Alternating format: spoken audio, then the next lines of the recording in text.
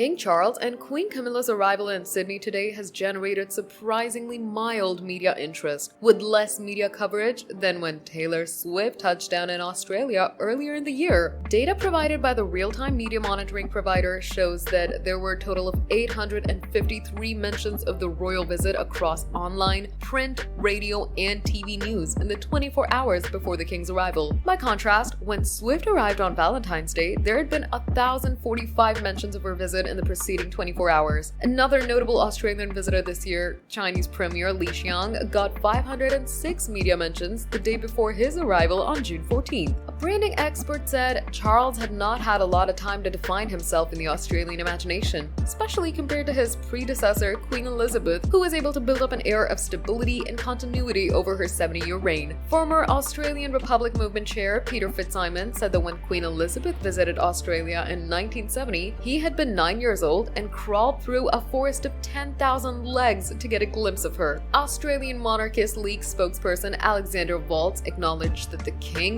didn't have the same profile as his mother had, but argued that it didn't matter. According to an outlet, a survey showed that 40% would rather be visited by William and Kate than Charles and Camilla, compared with 36% who preferred the tour by the king and queen.